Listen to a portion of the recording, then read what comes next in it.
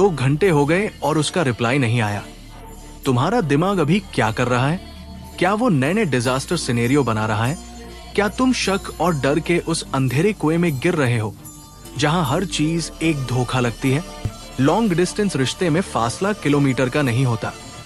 असली फासला तुम्हारे उस भरोसे और तुम्हारी इनसिक्योरिटी के बीच का होता है। दुनिया में 2 तरह के लोग हैं।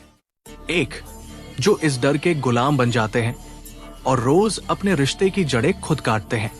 दूसरे वो जो इस डर की आंखों में देखकर एक ऐसा अटूट विश्वास पैदा करते हैं जिसे कोई वक्त, कोई शहर नहीं तोड़ सकता। ये महज दूरी की बात नहीं है, ये बात है तुम्हारे अपने दिमाग पर तुम्हारे कंट्रोल की। आज उस आदमी की बात करेंगे जिसने कंटीली तारों और गैस चैम्बर्स के बीच दुनिया का सबसे अनिश्चित लॉन्ग डिस्टेंस रिश्ता जिया और एक ऐसा कड़वा सच खोजा जो तुम्हें किसी भी स्कूल या कॉलेज में कभी नहीं सिखाया गया। दिमाग को कंट्रोल चाहिए, इवोल्यूशनरी डिजाइन के हिसाब से, जिसे हम देख सकते हैं, जिसे हम छू सकते हैं, सिर्फ उसी पर हमारा अधिकार होता है। जब तुम्हारा पार्टनर किसी दूसरे शहर में अपनी नई जिंदगी शुरू करता है तो तुम्हारा दिमाग पैनिक अलार्म बजा देता है। उसे लगता है कि अब तुम्हारा उस पर कोई कंट्रोल नहीं रहा। इसी कंट्रोल को वापस पाने के लिए तुम झगड़े करते हो, सवाल पूछते हो, बंदिशें लगाते हो। ये एक जहरीला ट्रैप है। तुम सोचते हो कि प्यार के लिए रोज मिलना जरूरी है, पर असल में तुम सिर्फ अपनी इनसिक्योरिटी को शांत कर रहे होते हो। हम इस झूठ के इतने आदी हो चुके हैं कि बिना फिजिकल प्रेजेंस के हमें अपना ही वजूद आधा लगने लगता है। पर इतिहास में एक इंसान ऐसा था जिसने इस झूठ की धज्जियां उड़ा दी। उसने सिखाया कि फासला एक फिजिकल रियलिटी हो सकती है, पर इमोशनल कभी नहीं। उसने उस वक्त प्यार को सबसे ज्यादा करीब महसूस किया जब उसकी पत्नी उससे हजारों किलोमीटर दूर किसी और मौत के कैंप में कैद थी। विक्टर फ्रैंकल का वो सच तुम्हारी सोच की नींव हिला देगा और इसे समझे बिना तुम्हारा डर कभी खत्म नहीं होगा। साल था 1944। जगह थी ऑशविट्ज, दुनिया का सबसे खौफनाक कंसंट्रेशन कैंप। हवा में जलती हुई हड्डियों की बदबू थी और जमीन पर जमा देने वाली बर्फ। विक्टर फ्रैंकल, जो वियना का एक जाना माना साइकियाट्रिस्ट था, अब सिर्फ एक नंबर बनकर रह गया था। उसका नंबर था 1,19,104। उसका सारा पैसा, उसकी इज्जत, उसका क्लिनिक, सब कुछ उससे छीन लिया गया था। पर सबसे बड़ी चोट ये नहीं थी। सबसे बड़ी चोट थी उसकी पत्नी टिली का उससे दूर होना। जब उन्हें कैंप्स में लाया गया तो मर्दों और औरतों को अलग कर दिया गया था। टिली प्रेग्नेंट थी। विक्टर को नहीं पता था कि वो कहाँ है, जिंदा भी है या नहीं। आमतौर पर ऐसी दूरी और ऐसी अनिश्चितता किसी भी आम इंसान को अंदर से खोखला कर देती है। पर एक सुबह जब विक्टर ठिठुरती ठंड में गधों की तरह काम करने के लिए मार्च कर रहा था, एक गार्ड ने उसे बुरी तरह पीटा। उस दर्द, उस खून और उस चीख के बीच विक्टर का दिमाग एक अलग ही दुनिया में चला गया। उसने अपनी पत्नी के बारे में सोचना शुरू किया। अपनी किताब मैन्स सर्च फॉर मीनिंग में विक्टर लिखते हैं, प्रेम ही वो अंतिम और सर्वोच्च लक्ष्य है जिसकी ओर मनुष्य आकांक्षा कर सकता है। उस वक्त उसने अचानक एक ऐसी सच्चाई देखी जो किसी भी कविता या दर्शन से कहीं ज्यादा बड़ी थी। उसने देखा कि उसकी पत्नी उसके सामने खड़ी है। वो उसकी आवाज सुन सकता था, उसकी मुस्कुराहट देख सकता था, वो उससे बात कर रहा था। विक्टर ने उस दिन समझा कि प्यार फिजिकल मौजूदगी का मोहताज नहीं है। उसने अपने दिमाग में अपनी पत्नी के साथ घंटों बातें की। उसने लिखा, मनुष्य का उद्धार प्रेम के माध्यम से और प्रेम में ही है। ये कोई पागलपन नहीं था, ये उसकी बची हुई आखिरी आजादी थी। उसने अपने दिमाग को ऐसी ट्रेनिंग दी कि ऑशविट्ज की कंटीली तारें और टिली के बीच की हजारों किलोमीटर की दूरी एक पल में खत्म हो गई। जब तुम्हारे पास सब कुछ छिन जाता है, तब तुम्हें पता चलता है कि असली ताकत तुम्हारे भीतर है। विक्टर ने उस सबसे निचले बिंदु पर पैदा हुए सच को पूरी दुनिया को दिया। अगर तुम लॉन्ग डिस्टेंस रिलेशनशिप की दूरी से डरते हो, या ऐसे दर्द से गुजर चुके हो जिसने तुम्हें अंदर तक तोड़ दिया था, तो लाइक बटन दबाओ, सब्सक्राइब करो, नोटिफिकेशन ऑन करो और नीचे कमेंट करो। मेरा दर्द मेरा अध्यापक है। पहला सच ये है कि तुम्हें इमोशनल परमानेंस को समझना होगा। इंसान के बच्चे में एक स्टेज आती है जिसे साइकोलॉजी में ऑब्जेक्ट परमानेंस कहते हैं। बच्चा समझ जाता है कि अगर खिलौना चादर के नीचे छिपा है तो इसका मतलब ये नहीं कि खिलौना गायब हो गया। लंबा रिश्ता चलाने के लिए बड़ों को यही चीज अपनी भावनाओं के साथ करनी होती है। इसे इमोशनल परमानेंस कहते हैं।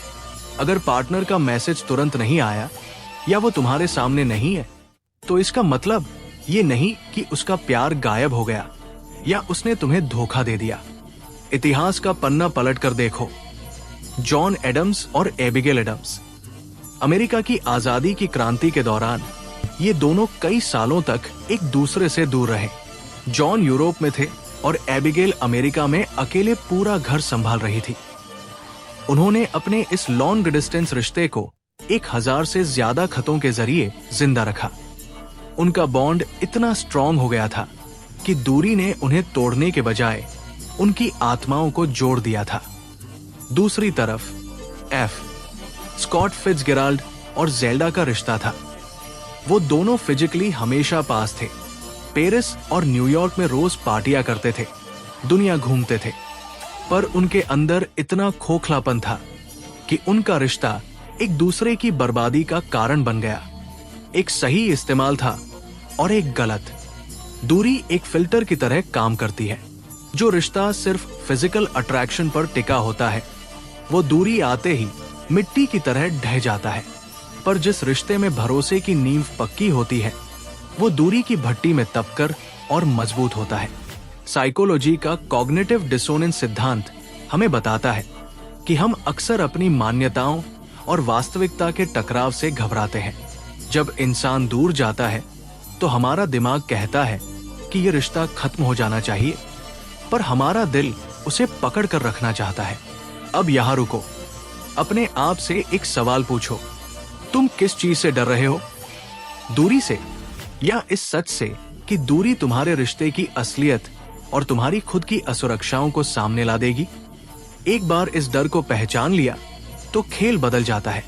अगर तुम समझ गए हो कि फिजिकल मौजूदगी हर चीज नहीं है और तुम अंधेरे में भी सच देखने की हिम्मत रखते हो, तो लाइक बटन दबाओ, सब्सक्राइब करो, नोटिफिकेशन ऑन करो और नीचे कमेंट करो। मेन अंधेरों से डरता नहीं, यूएनएचई देख सकता हूं। दूसरा सच थोड़ा कड़वा है और शायद तुम इसे सुनना न चाहो, पर सच यही है कि दूरी दरअसल तुम्हारी दुश्मन नहीं, तुम्हारी सबसे बड़ी ताकत हो सकती है। इसे समझने के लिए आधुनिक कॉर्पोरेट दुनिया के 3 उदाहरण देखते हैं। एक बार याहू ने अपने सारे एम्प्लॉयज का वर्क फ्रॉम होम पूरी तरह बंद कर दिया। उन्हें लगा कि दूरी से भरोसा और प्रोडक्टिविटी खत्म हो रही है। उन्हें लोगों को अपनी आंखों के सामने रखना था। नतीजा, कंपनी लगातार नीचे गिरती गई और बर्बाद हो गई। दूसरी तरफ गिटलैब जैसी कंपनियां हैं जो पूरी तरह से रिमोट है। उनके लोग अलग अलग देशों में बैठे हैं, पर उन्होंने क्लियर एक्सपेक्टेशंस और एसिंक्रोनस कम्युनिकेशन पर फोकस किया। वहां भरोसा ज्यादा है क्योंकि वहां सब कुछ ट्रांसपेरेंसी पर चलता है। तीसरी तरफ वीवर्क थी जिसने फिजिकल स्पेसेस और लोगों के एक साथ होने को ही सब कुछ मान लिया, पर अंदर से खोखली होने के कारण वो ताश के पत्तों की तरह ढह गई। रिश्तों में भी बिल्कुल यही पैटर्न काम करता है। जब कोई पास होता है तो हम उसकी कई कमजोरियों और रेड फ्लैग्स को इग्नोर कर देते हैं। फिजिकल नजदीकी बहुत सी गलतियों और संचार की कमी को छुपा लेती है, पर लॉन्ग डिस्टेंस में तुम्हारे पास छुपने के लिए कोई जगह नहीं होती। वहां सिर्फ बातें बचती है। तुम्हें कम्युनिकेट करना ही पड़ता है। तुम्हें अपने दिन के बारे में बात करनी होती है, अपने डर के बारे में बात करनी होती है। विक्टर फ्रैंकल कहते थे कि मौत के कैंप में सबसे ज्यादा चांस उन लोगों के जीने के थे जिनके पास भविष्य में किसी के पास लौटने का एक मजबूत मकसद था। नीचे के शब्दों में कहें तो जिसके पास जीने का क्यों है वो लगभग किसी भी कैसे को सह सकता है। दूरी तुम्हें एक स्पष्ट उद्देश्य देती है, पर इसमें एक बड़ी वार्निंग भी है। अक्सर लोग दूरी में सामने वाले का एक परफेक्ट वर्जन अपने दिमाग में बना लेते हैं। साइकोलॉजी में इसे आइडियलाइजेशन कहते हैं। तुम मान लेते हो कि वो इंसान भगवान है, उसमें कोई कमी नहीं है। जब तुम आखिरकार मिलते हो तो असलियत तुम्हें बुरी तरह हिट करती है। इसलिए क्लियर एक्सपेक्टेशंस और रॉ ऑनेस्टी जरूरी है। अपनी कमियों को छुपाओ मत, उन्हें कम्युनिकेट करो। अगर तुम इस कड़वे सच को अपनी जिंदगी में उतारने के लिए तैयार हो तो लाइक बटन दबाओ, सब्सक्राइब करो, नोटिफिकेशन ऑन करो और नीचे कमेंट करो। मैं इन सच सुनने के लिए तैयार हूं। इतिहास का शीशा देखो, ये सिर्फ दो लोगों की बात नहीं है, ये सिविलाइजेशन स्केल पर भी लागू होता है। दुनिया के सबसे बड़े एम्पायर सिर्फ इसलिए टिके रहे क्योंकि उन्हें दूरियों को मैनेज करना आता था। रोमन एम्पायर के पास कर्सस पब्लिकस था, एक ऐसी बेहतरीन पोस्टल सर्विस जिसने पूरे यूरोप और नॉर्थ अफ्रीका को एक ही धागे में बांध रखा था। जब तक ये कम्युनिकेशन स्ट्रांग था, रोम जिंदा था। जब दूरी को पाटने वाले ये रास्ते टूटे, एम्पायर गिर गया। भारत के इतिहास में भी ऐसी ही कहानियां भरी पड़ी हैं। केरल से गल्फ तक का माइग्रेशन देखो। 1970 और 80 के दशक में हजारों लोग अपना घर छोड़कर दुबई और मिडिल ईस्ट गए। वे साल या 2 साल में सिर्फ एक बार आते थे। पूरा रिश्ता, पूरी फैमिली का स्ट्रक्चर सिर्फ नीले रंग के इनलैंड लेटर्स और हफ्तों में एक बार होने वाली लंबी फोन कॉल्स पर टिका होता था। वो जनरेशन इस लॉन्ग डिस्टेंस के भयानक दर्द को झेलकर अपने बच्चों के लिए एक बेहतर जिंदगी बना गई। वे बाढ़ में बहे नहीं, उन्होंने कम्युनिकेशन का और सब्र का वो बांध बनाया जो आज तक टिका हुआ है। सिविलाइजेशनल साइकिल हमेशा यही सिखाती है कि हार्ड टाइम्स स्ट्रॉन्ग लोगों को पैदा करते हैं। जब कम्युनिकेशन की नींव मजबूत होती है तो दूरी को एक बहुत बड़ी अपॉर्चुनिटी में बदला जा सकता है। आज हम व्हाट्सएप और हाई स्पीड वीडियो कॉल्स की दुनिया में हैं, पर फिर भी लोग एक दूसरे से डिस्कनेक्टेड महसूस करते हैं। क्यों? सोचो, सच में सोचो। क्योंकि हमारे पास टूल्स हैं पर इंटेंशन नहीं है। हमें लगता है एक हार्ट इमोजी भेज दिया तो रिश्ता चल जाएगा। नहीं, रिश्ता चलाने के लिए तुम्हें उस इंसान के दिमाग और आत्मा तक पहुंचना पड़ता है। तुम्हें डीप कन्वर्सेशंस करनी पड़ती है। रोमन सेना अपने जनरल से हजारों मील दूर होती थी, पर उनकी लॉयल्टी कभी कम नहीं होती थी क्योंकि उनका विजन क्लियर था। यही विजन तुम्हें अपने रिश्ते में लाना होगा। अगर तुम अपने रिश्ते का आर्किटेक्चर, उसका इतिहास खुद लिख रहे हो तो लाइक बटन दबाओ, सब्सक्राइब करो, नोटिफिकेशन ऑन करो और नीचे कमेंट करो। मैं एपीएनई भाग्य का आर्किटेक्ट हूं। आज की दुनिया की साइंटिफिक रियलिटी को समझो।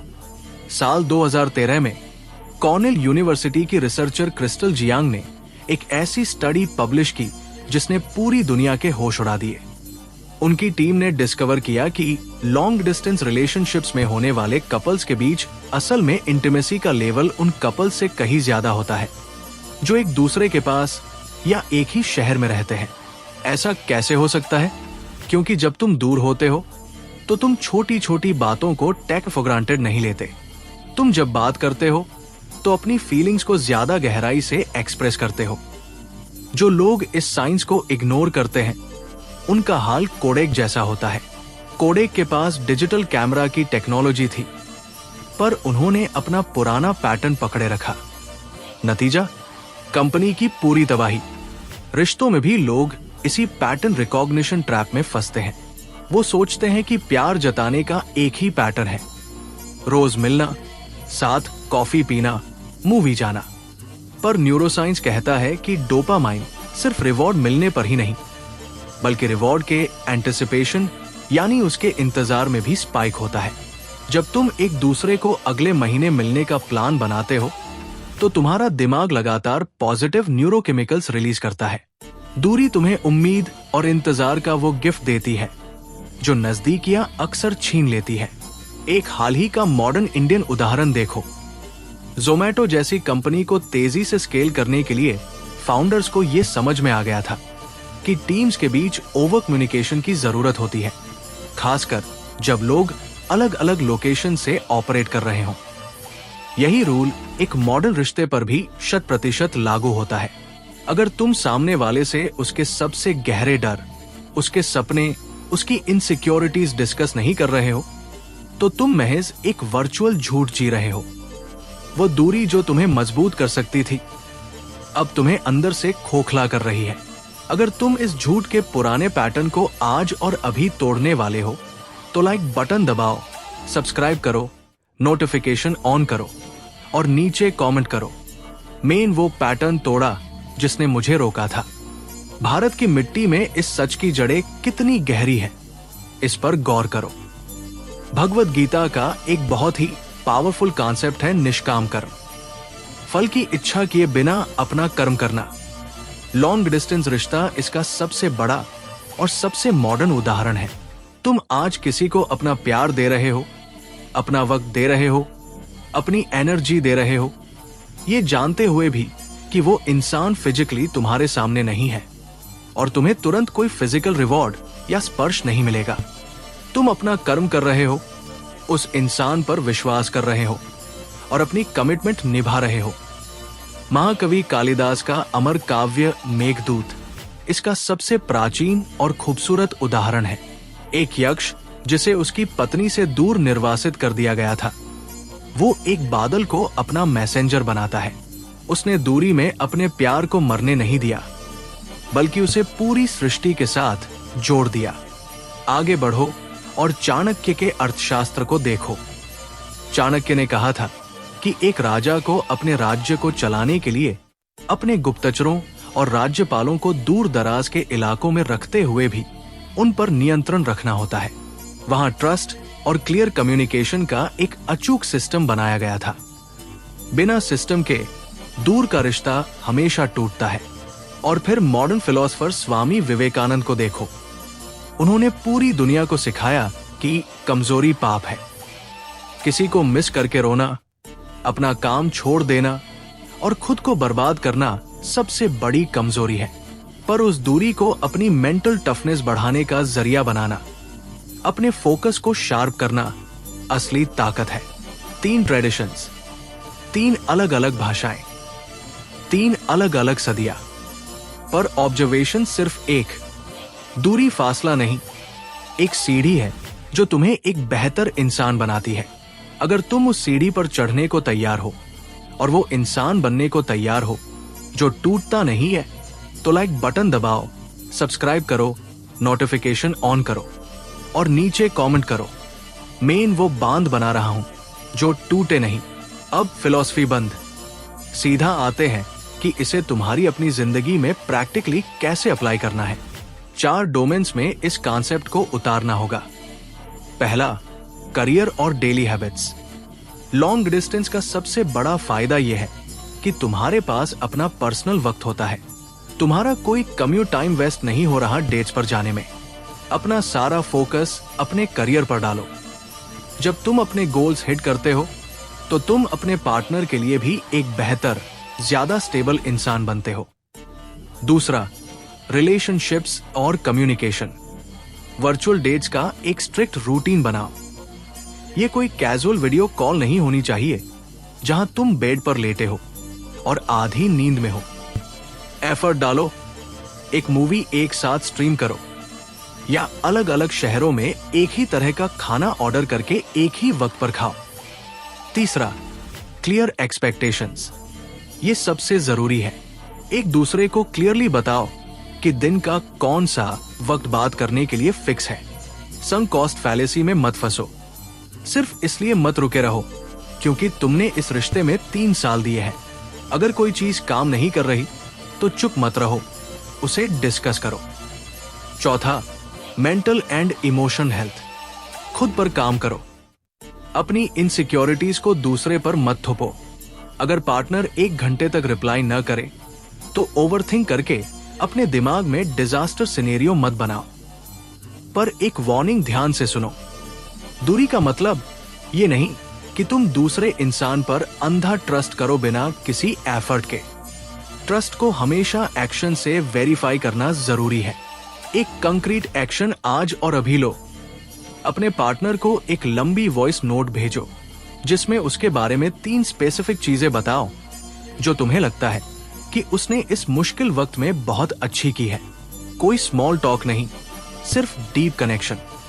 अगर तुम अब अपनी स्टेबिलिटी और पुराने आराम को छोड़कर इस नई हकीकत में मेहनत करने को तैयार हो तो लाइक बटन दबाओ, सब्सक्राइब करो, नोटिफिकेशन ऑन करो और नीचे कमेंट करो।